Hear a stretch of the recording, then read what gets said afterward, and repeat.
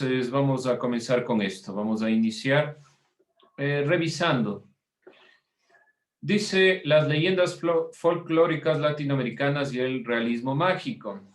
¿Qué vamos a intentar comprender? Realmente me interesa que se entienda qué es justamente esto del folclore latinoamericano, que tiene mucho que ver con nuestra consideración de lo que es la ciudadanía y en general las materias que hemos revisado y sobre el aspecto latinoamericano. Entonces vamos a intentar comenzar con esta perspectiva. A ver, vamos. Alondra, comience.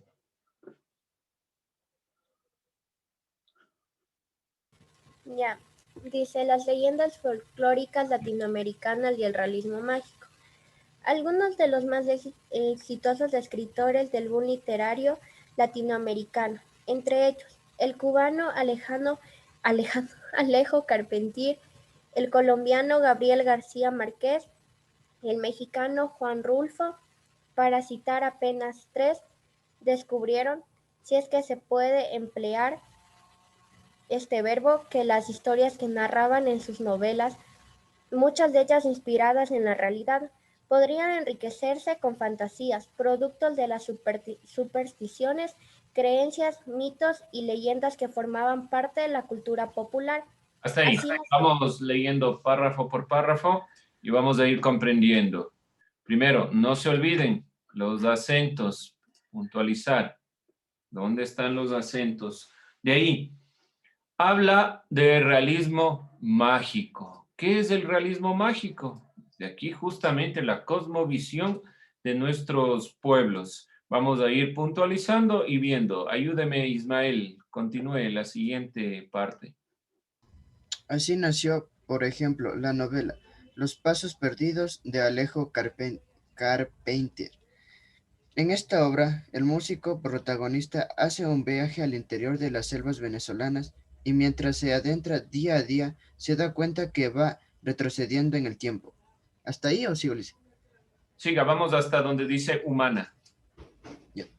En las poblaciones que visita en busca de instrumentos musicales ancestrales, descubre ese maravilloso mundo de los mitos que que ha pervivido a través de los siglos o de los milenios, y consta que, que en pleno siglo XX subsistían formas de vida y crecían que ha ido creando la fantasía humana. Ya, subsisten formas de vida y creencias. Bien, ahí hay otro elemento. Ya vamos a ir sacando. Acuérdense que está tratando de plantear aquí en esto que dice, que es una introducción de Jorge Becerra. Las leyendas folclóricas latinoamericanas y el realismo mágico. Un representante principal del realismo mágico ha sido Gabriel García Márquez. Y aquí se está planteando principalmente la perspectiva de qué es propiamente este folclore latinoamericano, que va a ser la pregunta que iremos sacando. Vamos, Patricio, continúe, los tratadistas. Los tratadistas han dicho que Carpentier sacó a relucir en su novela Lo Real Maravilloso en 100 años de soledad de Colombia. Gabriel A ver, García, un ratito ahí. Ahí hay un punto. En 100 años de soledad del colombiano. De nuevo. en 100 años de soledad del colombiano Gabriel García Márquez, las fantasías forman parte fundamental de la novela. No hay página ni acontecimiento que ocurra en la novela que esté libre de la rica fantasía popular, de las creencias y los mitos. El propio pueblo de Macondo parece surgido de la imaginación de un mago. Hasta ahí un ratito. ¿Qué es el realismo mágico? ¿Alguien, alguna idea de lo que pueden leer ahí? ¿Qué es el realismo mágico o este folclore latinoamericano? ¿De qué se trata? ¿Qué está tratando de decir aquí? ¿De qué se trata este realismo mágico? ¿Alguna idea, alguien? Es como una recopilación de historias ancestrales. que Bueno, sí explica el folclore que tenemos acá. ya. Aquí lo que me queda un poco de duda es, ¿entendemos la palabra folclore? Me sigue quedando la duda. ¿Está claro qué es el folclore o no está claro qué es folclore? De nuevo, ¿qué está diciendo aquí? Tanto Carpentier como Márquez han trasladado de lo real hacia lo maravilloso del mundo de los mitos.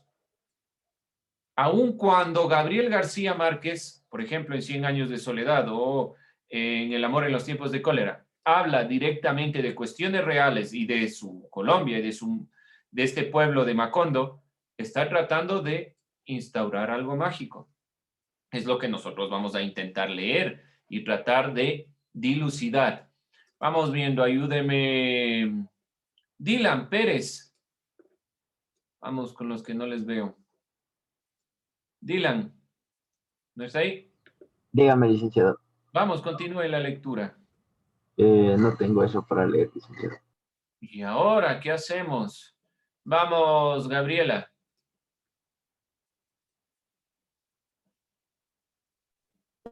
Los aurelianos.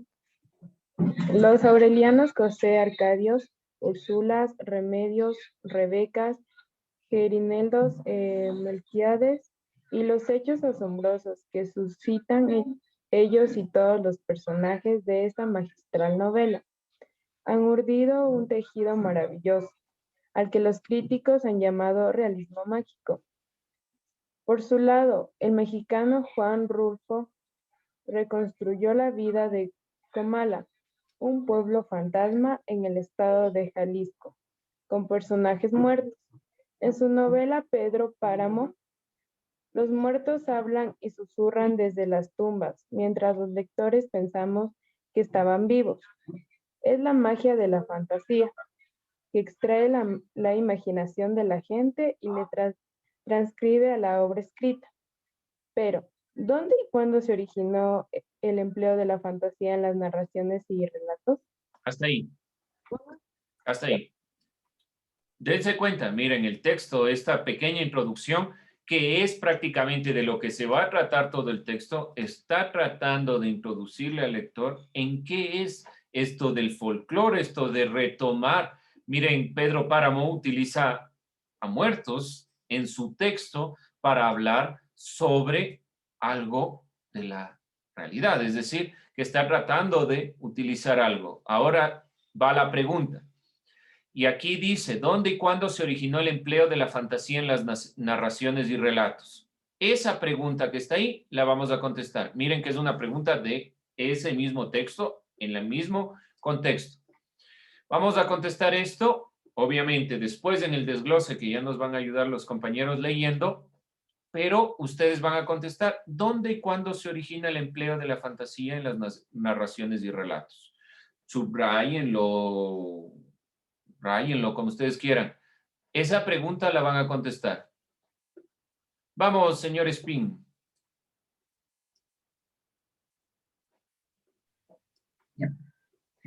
Unos dicen que la mitología griega, si llevamos la Odisea de Homero, Leemos. escrita Sí, leemos. 8 siglos de Cristo,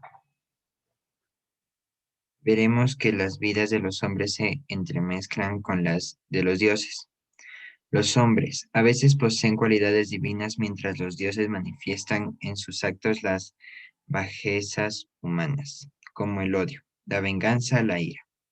En esta obra narrativa, los hechos sobrenaturales son elementos básicos de la historia narrada.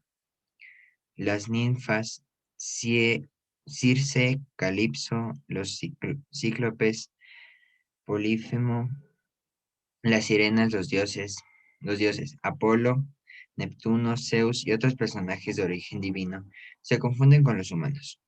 Ulises, Telémaco, Penélope, Néstor. Néstor. Néstor, ¿es esto realismo mágico? Visto así, Homero es el más antiguo de los narradores. Habría sido también el padre de este realismo mágico. Salte. Hasta ahí. Da una primera introducción. No se olviden, esta primera introducción, ¿cuál es la búsqueda? ¿Dónde realmente se origina la fantasía? ¿Dónde está el punto? En los griegos, ¿qué estamos planteando? Un punto de vista que tal vez no era fantástico. Para ellos eran sus dioses, que se entremezclan con los seres humanos. Entonces aquí hay que plantearse realmente, ¿aquí es donde nace la fantasía o no para el quehacer latinoamericano? Fernando, continuemos. Claro, Listen, solo dígame en qué párrafo nos quedamos, porque me Al distraje final, 2 segundos. saltémonos en el tiempo, al final de la página 5. Saltémonos en el tiempo. Al final de la 5. Ya. Saltémonos en el tiempo y el espacio y ubiquémonos en América Latina. A partir del siglo... El siglo. Mande. ¿Qué siglo es? XV1. Ya, ¿y cómo se lee? No sé leer números romanos, Listen. ¿Cómo que no? Pero si les he estado desde primero diciendo eso. Ven, ahí está. ¿Para 10, qué servía? 5, 16. 16. No. A ver, Sí. 10. 16, ¿no? 5 y 1, 6. 16. Ah, ya. Ya. Del Ah. siglo XVI, aún antes de la llegada de los españoles. Para entonces, los mayas habían escrito su Popol Vuh, en el que, con una imaginación digna de asombro, explicaban el origen de la tierra y de los hombres. Esto, en otras palabras, era un realismo mágico. Hasta ahí. ¿Qué está tratando de exponer aquí este autor? Miren, estamos desglosando algo que parece tan sencillo. Nosotros vamos a la introducción de cualquier libro, de cualquier texto, y lo leemos. A veces lo obviamos. Son varias páginas y decimos, esta me va a saltar porque ya yo quiero ir a la historia en sí mismo. Vamos a seguir viendo. ¿Qué es lo que quiere decir? Ayúdeme, Keila. Siguiente párrafo.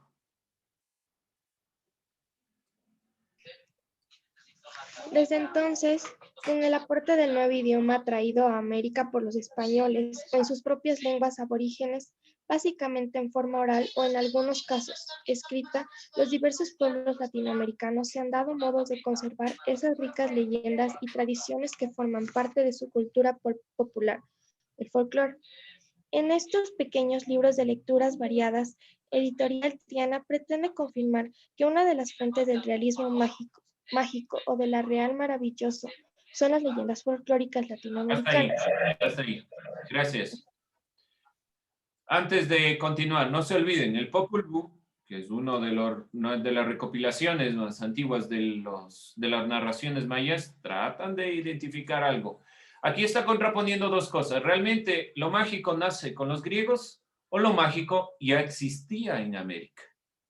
La pregunta que está ahí, ¿dónde realmente nace la magia?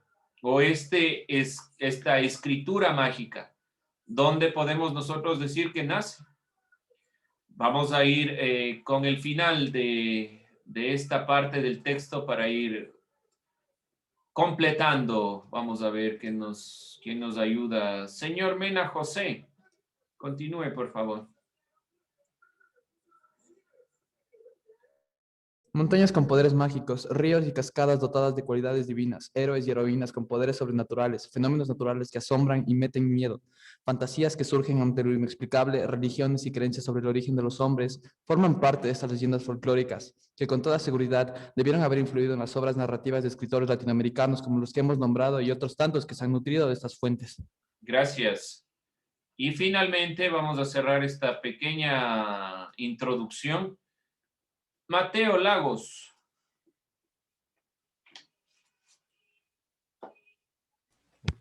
Dígame, Licen. Siga.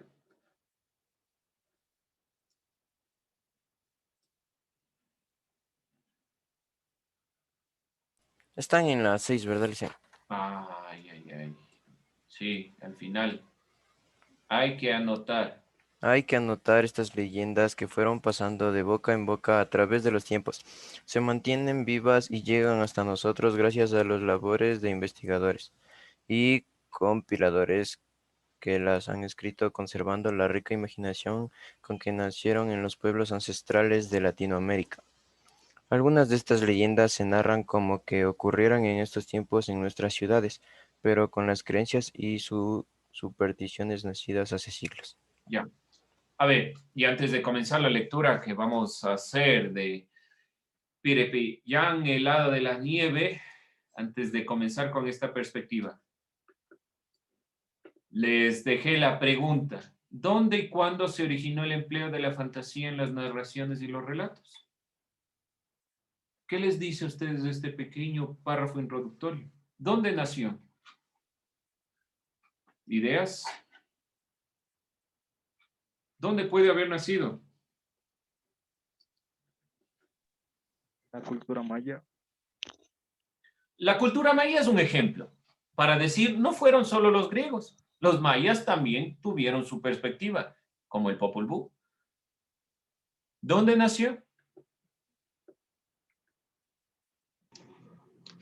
Creo que en sí, como esto de lo que acabamos de leer no se creó, sino que cada pueblo comenzó a realizar sus creencias, entonces ahí las plasmaron. Y entonces cada uno cree en sus diferentes folclores. Muy bien. La magia o lo mágico dentro de la literatura ha sido propio de la humanidad. Es una consideración propia de la humanidad.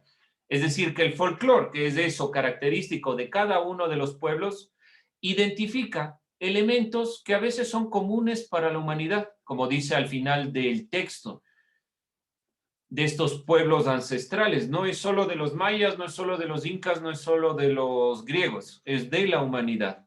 ¿Y cuándo nace el realismo mágico como tal? Porque aquí plantea al final, hay que anotar que estas leyendas que fueron pasando de boca en boca a través de los tiempos, se mantienen vivas y llegan hasta nosotros gracias a las labores de investigadores y compiladores. Algunas de estas leyendas se narran como que ocurren en tiempos en nuestras ciudades. ¿Qué es el realismo mágico?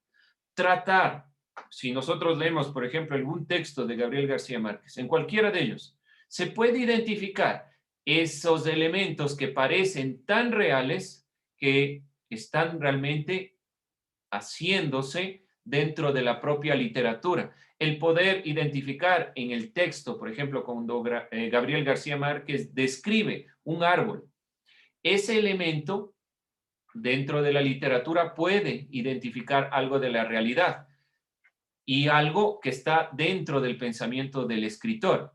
Esta combinación de lo mágico, de los dioses, de los, ¿cómo decirlo?, de lo que se puede ver como sobrenatural dentro de la propia naturaleza, dentro de la realidad. ¿Cómo traer eso mágico a lo que vivimos hoy en día? Prácticamente, ¿dónde nace y cuándo se origina el empleo de la fantasía en las narraciones? El momento en el que nosotros introducimos esta consideración de lo que creemos sobrenatural a nuestras explicaciones naturales. Así mismo los griegos, ¿cómo explican, por ejemplo, sucesos de la naturaleza? Tratan de explicarlo a través de sucesos sobrenaturales, pero que traten de explicar algo natural. Lo mismo la consideración de los mayas o la misma consideración, por ejemplo, de Gabriel García Márquez, que quiere explicar algo cotidiano, algo sencillo, pero que dentro de eso sencillo se muestran cosas mágicas. Este texto que ustedes tienen en sus manos, más allá de que sea el pedido del profesor para que ustedes lean, que ese no es el objetivo de un texto y de la introducción en sí, es que ustedes entiendan cuál va a ser el punto del cual nosotros vamos a hablar si hablamos de leyendas folclóricas latinoamericanas. Principalmente mezclar esto mágico que tiene una explicación que parece sobrenatural a las consideraciones propias del entendimiento, de la cosmovisión de los pueblos, los mayas, los aztecas, los incas, o aún así el pensamiento latinoamericano contemporáneo, como Gabriel García Márquez, que trata de explicar algo cotidiano desde lo maravilloso y mágico que puede expresarse dentro del lenguaje, ¿sí? Entonces, ¿dónde se origina? Prácticamente es parte de la explicación del ser humano para hacer que este elemento sea maravilloso. Bien, vamos a cerrar esta perspectiva. Me interesa que vayamos avanzando. Nosotros tenemos una hora de texto el día lunes en filosofía. Vamos a avanzar. Nosotros vamos a trabajar solo el primer cuento, esta primera lectura. P. Jan, el hada de la nieve, la leyenda de las termas de Copenhague. Recopilación de adaptación de Máximo, esa parte de ahí, y que, si no estoy mal, va hasta la página 12. Vamos a tratar de ir sacando este elemento. Me interesa que ustedes identifiquen dónde están los elementos mágicos, dónde está esta explicación mágica de este folclore propio del texto. Específicamente, si hablamos dónde se originó el empleo de la fantasía en la narración y los relatos, ya tenemos una idea, vamos a contestar esta pregunta en base a lo que hemos leído, pero me interesa que ustedes identifiquen dónde podemos decir que está lo mágico en esta explicación. ¿Y qué quiere explicar? Entonces vamos a poner dos puntos para que sea mucho más claro. ¿Qué quiere explicar? Si es una consideración de una narrativa fantástica, algo va a querer explicar. ¿Qué quiere explicar el texto?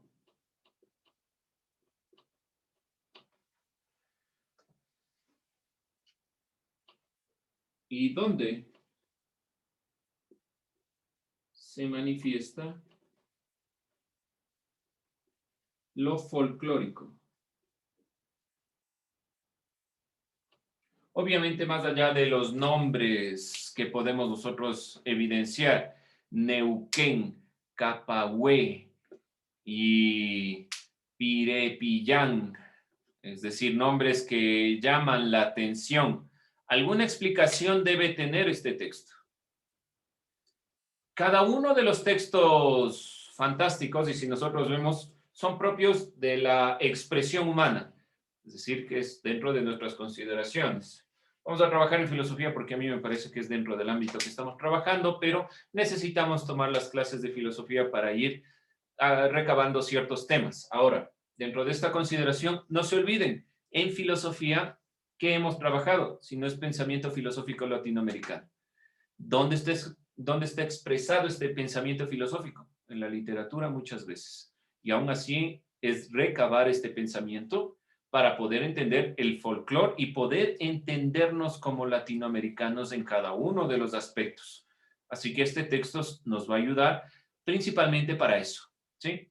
Lo hemos trabajado y lo vamos a seguir trabajando en ciudadanía por una consideración, porque principalmente tenemos más tiempo para trabajarlo y no nos demoramos tanto como en otras materias. Con eso vamos a terminar esta clase. Por favor, sigan el texto. La siguiente clase vamos a continuar en lo posible leyendo. La idea es que ustedes vayan encontrando sentido en lo que leen. Cada una de las cosas que ustedes leen, parezcan, bueno, es que me obligaron en la clase, es que tengo que traer, porque el objetivo final es que le den sentido. Y si hablamos de folclore latinoamericano, directamente es un sentido propio en la filosofía. Bien, con eso